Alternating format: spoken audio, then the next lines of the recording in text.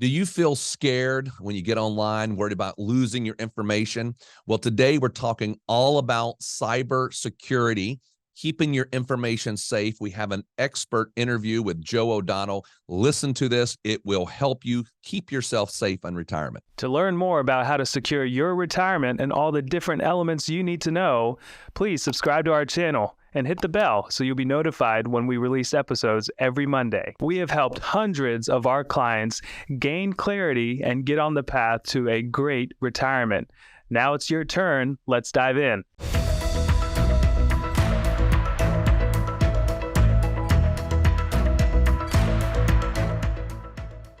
Welcome, everyone, to Secure Your Retirement Podcast.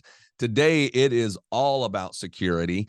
We have a special guest with us, Joseph O'Donnell, but we call him Joe. He said we can call him Joe if we're his friend, and we do feel like we're his friend. So let me just say this before we go much further, Joe.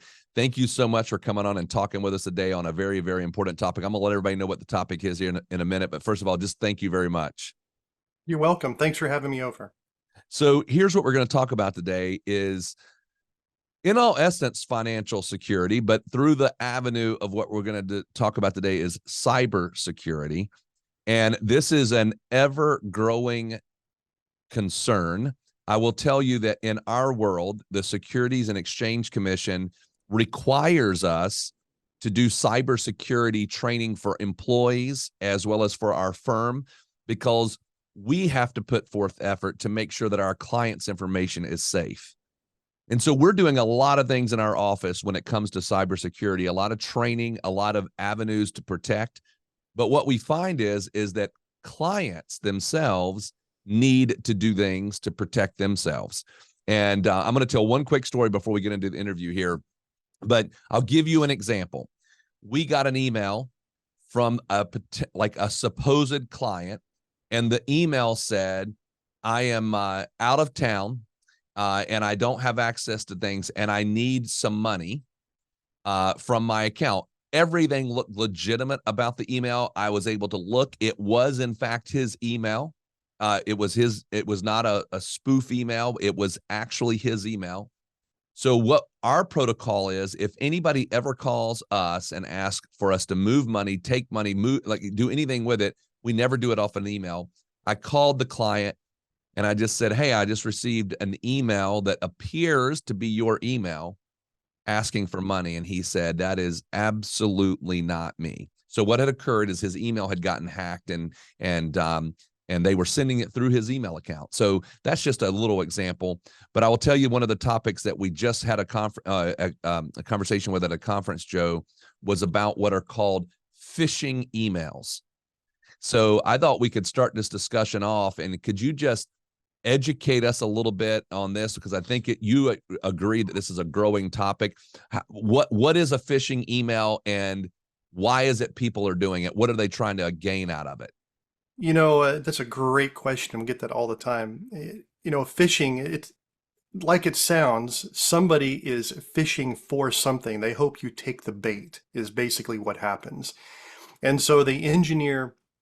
This could be, most commonly it's an email message, but it could be a text message or even a voicemail that they leave for you. Whatever it is, they're fishing for something. They're wanting you to take the bait. And that could be where there's some type of threat. There's usually a threat involved, and there's urgency to that threat. And they're hoping you don't pay attention to it, so that you click on a link, you volunteer a password, you provide a PIN number to your credit card or some type of financial account. Because once they get that information, now they have access to money. Finance is always behind it. Money, or possibly to other things that are behind or accessed with your email or your phone number or something like that. And those things can, like I said, there's different ways they can get them. But email is one of the most common avenues that are used to get that information. And it doesn't really matter who you are. They're not pinpointing, hey, I'm gonna target you today. It's a blanket casting out, and they're going to see who's going to bite on that email that says, hey, your iCloud account is going to be canceled today. You have your credit card is over the limit. Someone tried to purchase something. Can you authorize this? Those types of things. There's an urgency and a fear factor to it to get us to respond. Yeah, I was going to ask if text is becoming more common, because I got a text today actually, and I haven't decided whether or not it's phishing yet. So I'm going to go Google some of the words that are in the text. But it just so happens that I placed an order 3 days ago for a piece of furniture for our house, and it's not, the text is not coming from the company that's supposed to deliver. So I'm on high alert always when I get a random text or a random email. And so I guess we could go into how do I verify this, right? So what does someone do other than just stay?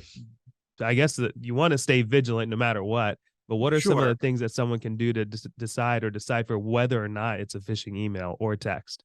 That's the number one question. You know, a lot of times, because I work in technology, people will say, "Well, I have antivirus. Doesn't that protect me against these types of emails and things that come in?" No, not really. Antivirus is for a very specific type of threat, and a phishing email does not really come under that umbrella. And one of the reasons that phishing emails are so effective is because it's not a computer replying to another computer. That we can protect against. We can prevent computers from taking advantage of things. The harder part is the soft target. That's you and I. We reply, we volunteer. So training like what we're talking about today and being vigilant, being aware of what the issues are and how to avoid them is the most important part. Uh, you know, one of the biggest things when you receive an email, when it has some type of threat, and when I say the threat can be different levels. It could be, oh, you're over your balance. Did you make this charge? Did you charge this to your credit card? Your account is about to expire. Those types of things. Unfortunately, the way email is today, you just cannot trust an email. So if you get an email like that, the number one thing to do, step back away from it and don't trust the email. That's number one. Because the minute you trust it, they've already got a foothold on you, and now they can go to the next level, which is getting you to click on or to call a number or do something about it. So that's the number one thing. Don't trust it. Just back off of your fear, the emotion of the situation. And then the second most important thing you can do, verify. So just as an example, if I received an email that said, my credit card received a charge for 5,000 some odd dollars. Did I approve this charge? Well, that might be shocking, and I maybe go, whoa, whoa, whoa, wait a minute. Yes, I was shopping on Amazon, but I didn't purchase this $5,000 purchase or so on. What would you do? Well, you would do what you would need to through authorized channels. So for example, if I'm going to call my bank, I'm going to use the phone number on the back of my bank card.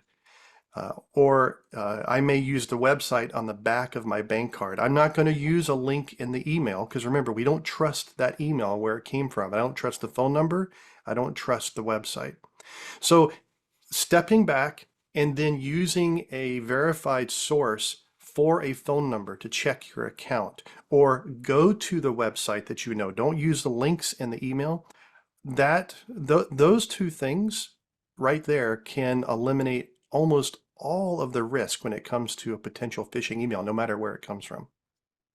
You know, if you don't mind, Joe, to kind of talk about this, because I know we just jumped into this whole thing, but you know, a lot of times I get clients, and by the way, I wouldn't say that these are just older folks. This kind of goes across the board and this is what they'll say. I fear all the problems of being online, so I'm just not going to be online. I don't want to be a part of that. So can you speak a little bit about, I guess, two things. Number one, I always tell them you're online whether or not you think you're online or not. But either way, like, should these things that we're talking about, all these phishing emails, the people trying to hack us, all the kind of, should it make us so scared we say, I'm not going to participate with this online world? Or what should the mentality really be? No, that's a fair question, because a lot of times the unknown and all you hear is the bad stuff. It can put a fear into you where you don't even want to do it. But using the internet is a lot like driving my car. Do I let the fear of I might get in an accident, I might get in a head-on collision, I might be hit by somebody who runs a light at a or a stop sign stop me from driving? No, I'm just careful. I pay attention. Before I cross an intersection, I'm a little bit more vigilant than I was when I was 18 in driving. You take necessary precautions. I have insurance on my car in case something does happen. So it doesn't prevent me from being able to get around. I mean, sure, I could get around without having a car. It would just take me 4 times as long to do everything, which isn't really practical. So using the internet is a lot like that. Almost everything uses it. And if you don't, it's say, well, I'll just avoid using it. You're probably already using it and didn't even know. Your bank, or if you go to the post office, the UPS store to ship something, there's going to be a small footprint of yourself as part of what they're capturing for you and what they're doing. So there's really no getting around it. So the best way is just to be informed, just like you would be when you're going to be driving. You take a safe driving course. We take precautions. Even with my children, I train them on here is what you need to look out for when using the internet. I just don't hand them a computer and say, okay, there you go, have fun. We give them training and precautions so they know what to look for, know when to raise an alarm, what to stay away from, and so forth. So that helps in having that type of precaution, because when it comes down to it, we talk about emails because that is one of the biggest things that will come.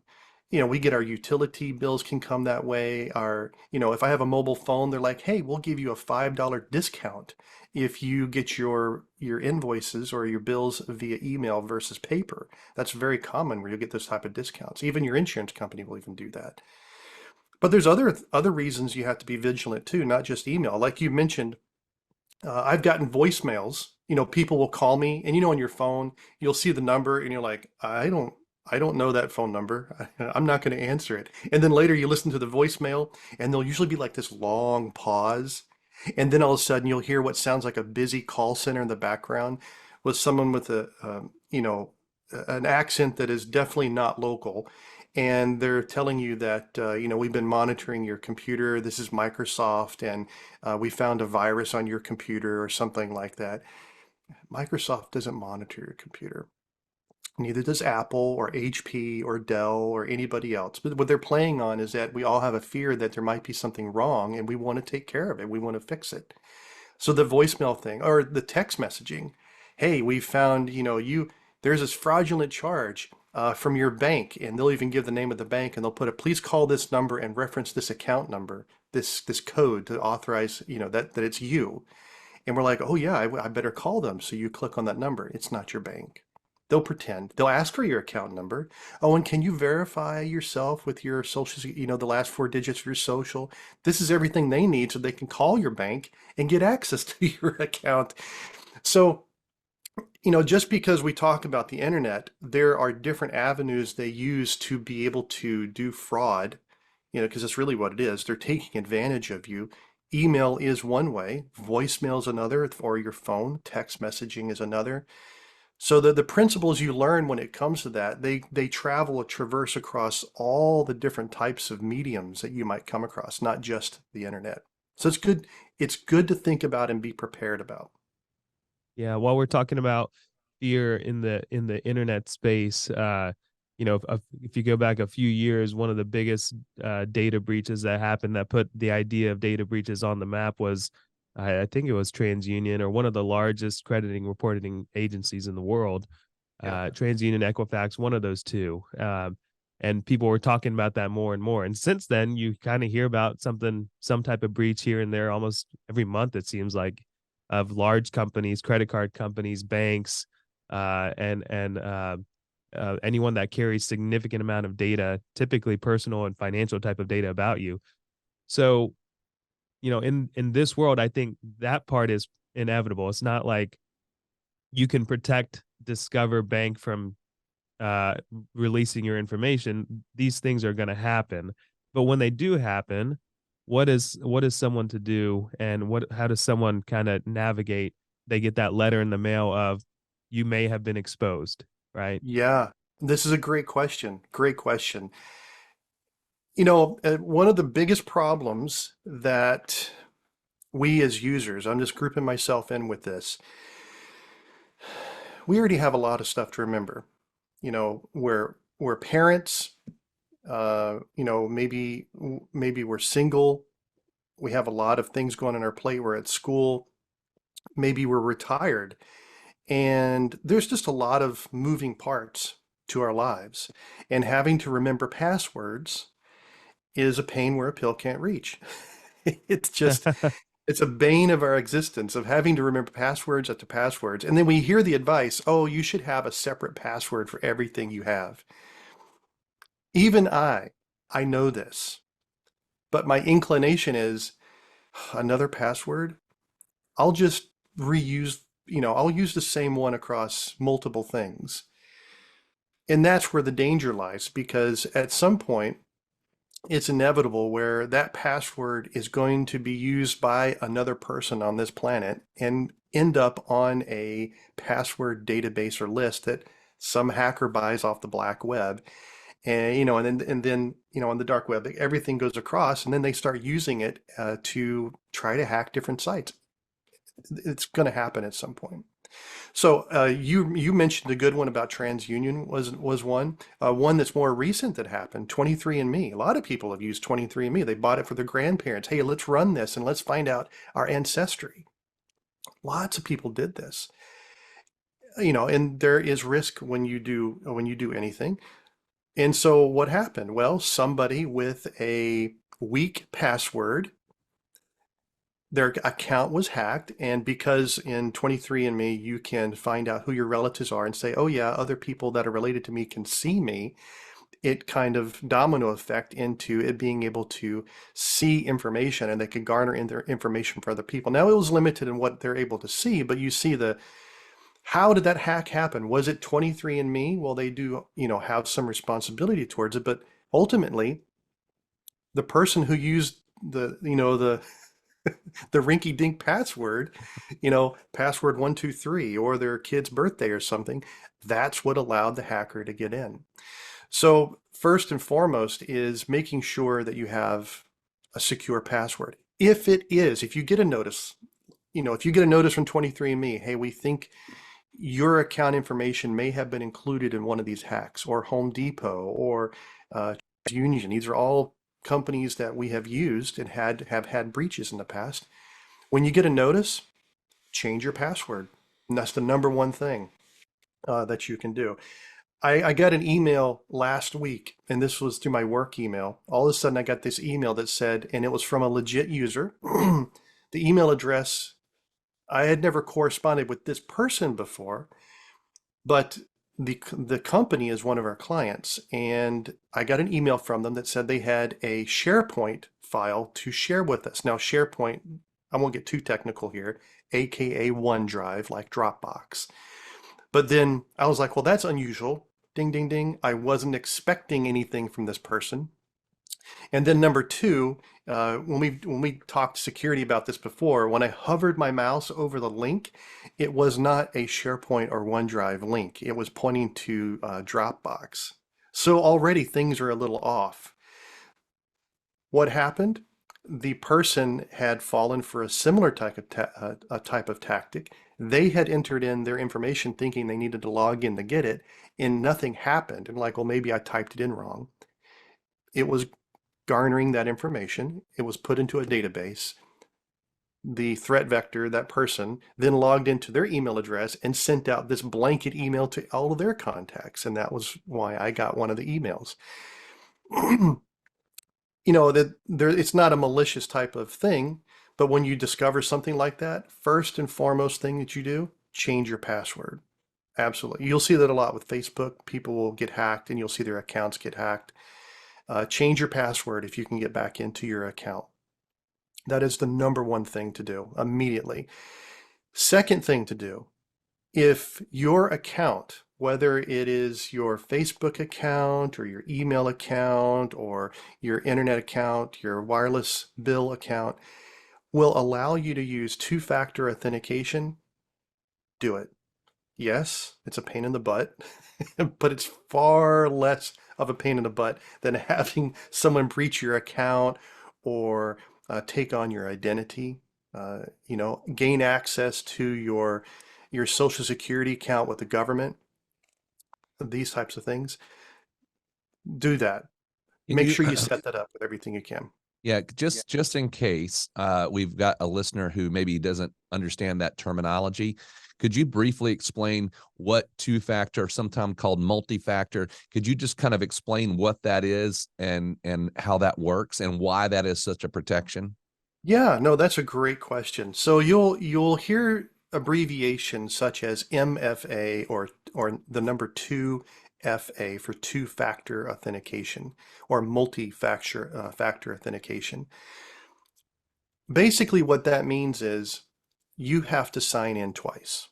So think of it like, okay, well, I'm going to sign into my, let's say I have a Verizon account. I'm going to log into my Verizon account. I have an email address, I have a password. So that password is my first factor. And then it will then use what the two-factor authentication, which means it's going to send you possibly a text message to your mobile phone, or it will call your mobile phone, or it may have some other little app that it might use to authenticate who you are that's separate from the email address and password.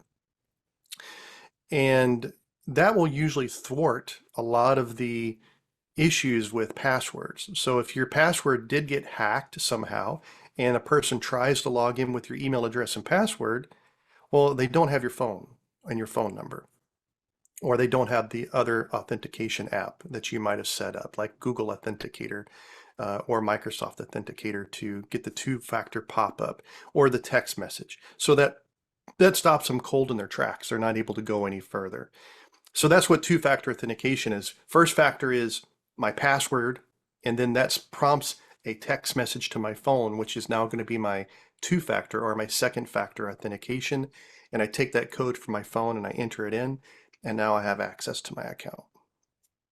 So, what are your thoughts on, while we're talking passwords, around password managers? Like Google's got one, Microsoft, LastPass, all these different products out there. Do they work? Is there anything to be cautious about with them? Yeah, no, that's another really, really good question. So that kind of goes along to my thought earlier about how passwords are a little bit of our bane of our existence, because having to remember a separate and unique password, and then you're like your bank or your insurance or your medical carrier is like, okay, we need this to be a complex password. You're like, great. Now it has to be something that I'm never going to remember. So a password manager is a fantastic way to help you have complex passwords and unique passwords for the accounts that you log into. And then the only password that you have to really remember, and of course it needs to be a good password, is to get into that program. So yes, that's a great way to do it, though you want to make sure that you use something that has a good reputation and encrypts that information. So if that information is garnered or accessed in some way, it appears as gobbledygook. They're not going to be able to understand it without your key code to get it. A lot of people ask me, well, what about my browser? It will memorize passwords for me. That's true. It's very convenient. I would say that's better. So if you were to level things, if I write my password on a sticky note and put it on my monitor, not real secure. Someone could walk in and see it. Putting it under your keyboard, yes, that's more secure than having the sticky note on your monitor, but it's not as secure. If I were to store that password in my browser, and it does have a level of encryption or protection to it, that's better than having it on a sticky note. Having it in a password application, such as LastPass or 1Password, I think we've talked about that. I use that one myself personally. That's better. You're stepping up the game even better in those regards. So For browser-based ones, we usually recommend that people don't store them in the browser-based ones. Maybe for, the more sensitive and confidential ones, if it's for like your New York Times account, or, to log into your favorite news account or something like that, some things that are inconvenient if they get lost or hacked, but not the end of the world, it's not going to be a problem. But for your more confidential things, because the browser-based password lists are a little bit of a target, whether it's on a Mac or a PC, for we call them threat vectors or hackers. We tend not to recommend those because they do have a little bit of a big bullseye on them. But instead use like a program like LastPass or 1Password, or a couple that I know a lot of people use. Well, Joe, I know as a company, we're required to have ongoing cybersecurity training, and we want to provide that for our clients as well. And so while we're not going to try to cover everything today, we try to keep these episodes at around the 20 to 30 minute mark. You've shared a lot with us, but we would love to have you come back and maybe we'll just try to, keep up to date as to what's going on in the cyber world of things, and try to keep everyone who is listening to this podcast up to date, because we feel it's extremely important. So we appreciate very much. I know there's probably a lot more things to share, but instead of trying to cover it all today, we'll try to continue to chip away at this idea of being safe on the internet. But we would love to say thank you very much for coming on and sharing some of these tidbits for us to make sure we keep ourselves safe. So thank you. We appreciate it. Thank you very much for having me. We hope this video has given you some confidence and clarity as you plan for a worry-free life in retirement. But what else do you need? We have created a complimentary video course called 3 Keys to Secure Your Retirement. This video walks you through step-by-step what you need to do to get ready for retirement. You can also check out our podcast called Secure Your Retirement. You can subscribe below. For more retirement tips, check out these videos. Also, if you find them valuable, please subscribe to our YouTube channel and give us a like.